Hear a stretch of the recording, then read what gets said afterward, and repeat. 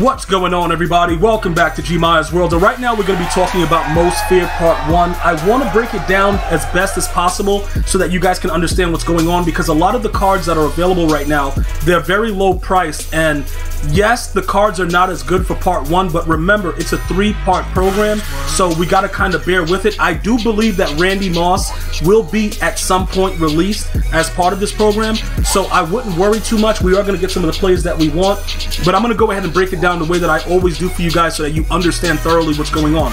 So you do have house rules, okay? I don't particularly like this house rules with the cooldown stupidness.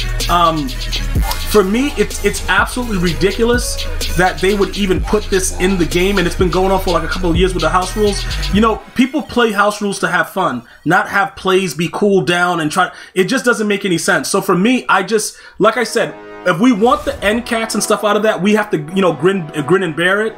But if you don't need to go through it, I would just probably play Weekend League and just forego that, because that's one of the most hated house rules among the community, in my opinion, because anyone that I ask about it, they hate it. But EA keeps putting it out, so it is what it is, right? So that's the house rules. You get like end cats and all the kind of weird stuff. Bruh, meow, all kinds of weird stuff that's going on. Also, you can get your option of getting an 85 plus as well, so you could probably pull something better. I've seen some tweets where people are pulling pretty good stuff out of it, so you can go ahead and figure out how you want to do that. You also have, you know, missions. Well, this mission is with a bunch of challenges that you can do to kind of get some of the other free end cats and more players that are like 86 plus and stuff like that, if you wanted to go through it. I did start playing the challenges, and as you guys know, I'm like a challenge buff, so I'm gonna run through it anyway. Everything that comes out, I complete 100%. You know, as long as it's like early on in the game, I have no issue doing it. It's when it gets later on in the game when nothing else really matters, I stop playing the challenges as they come out. But this is still relatively new in the game, so I encourage all of you guys to get used to jumping into those challenges and getting some of the free cards and stuff that's available. Although, you know, like I said, a lot of them are end cats and garbage like that. You still see right here, you get a 90 overall end cat. So cool the way they let like the X illuminate. That's pretty good what they're doing with that. And then also at the bottom, you can get more choices of 81 plus overall most feared players, which will help you to complete some of the sets that are available. So those are just some of the things that's going on as far as house rules and the challenges inside the store. The way that this is listed right here, if you follow all these steps, you get pretty much a most feared champion.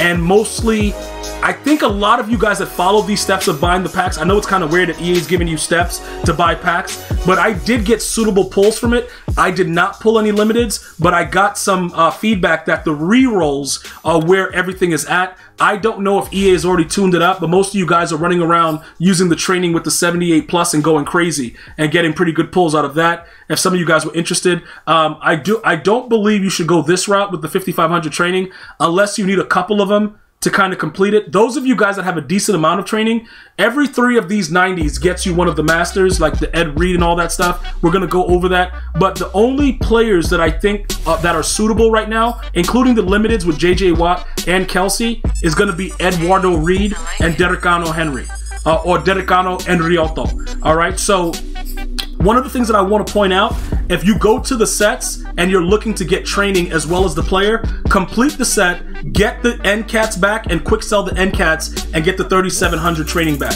So for instance, when you complete this right here, right, what's going to happen is you're going to put the 3 in, you're going to get, you know, Eduardo Reid, who you're going to put in his strong safety power-up path, and then what you're going to do with that, you're going to get the other 3 nats back, end cats, correction, and then you're going to go ahead and quick sell them and get 3,750 training in addition to the card. So realistically, you could keep doing this over and over again and just selling the card back at value and making a suitable amount of coins or training. And then if you want to keep re-rolling, you could do it. But remember, it's a 3-part program. Don't go too crazy with it, because I don't want you to keep gambling in that re-roll and then you lose everything, which some of you guys, it's going to be winners and losers in every promo. You know what I'm saying? I just don't want my viewers to be the losers. You know what I'm saying? Let other people do that. We don't need to do that right there. So that's the way it's going to work for all of these guys. You know, with the most fair champions right here, the Larry Allen, the Ed Reid, the Jesse Bates, the Derrick Henrys. Out of all of the champions, Derrick Henry and Eduardo Reid, but at the strong safety position, are the best possible choices. All right, that's it for this promo right now. All these other players, in my opinion, are trash. Well, Jeremy Chin is not too bad, but I don't know how you would utilize him. He goes like a 94 speed or something on that theme team. The other cards I don't think too fondly of, but I'm telling you right now, Derrick Henry, really, really good. Ed Reed, really, really good. Another thing I want to point out with Derrick Henry, Tank is useless. We tried it and I played against it, and it's trash. So I wouldn't waste 3 AP on that. All right. Now, looking at the good stuff for the card, Derrick Henry now starts. Derrickano Carrito. He actually starts right now. All right. So these are his numbers without a theme team. All right. It's absolutely insanely ridiculous. If you are one of those psychos that have the strategy cards for halfbacks, you can actually get him up to a 96 speed with your theme team of the Tennessee Titans. But he's more than enough right here with no abilities, because what happens is he's so heavy, even though he's under 250, the way he's built, he naturally breaks tackles without abilities. So if you want to put abilities on him, be my guest, but I'm letting you know right now, the whole thing about Tank breaking the hit stick tackles is to just be something to where you get more broken tackles. It's not as good as it was in previous years. Okay, if EA decides to tune it, that's fine, but as of this video, it is a trash ability. I would not use it. All right, I would just go Derrickano, let him start, and then you put in the faster guy Patterson to like kind of wear down the defense later on. I will tell you this right now, I rage sold Sean Taylor. I know he's the GOAT, I know all that stuff. Bro, he ain't the GOAT for me this year. Okay, because he plays absolutely terrible. So Eduardo Reid right now, 95 speed, 94 excel. I think he's one of the better cards in the game. Okay, I think he is one of those cards where, you know, when you start playing with his card, you're going to see exactly what I'm saying, and you're going to appreciate what he does. Now, that 95 zone is the final threshold of zone coverage. There is no difference between 95 through a 99, and it hasn't been for years.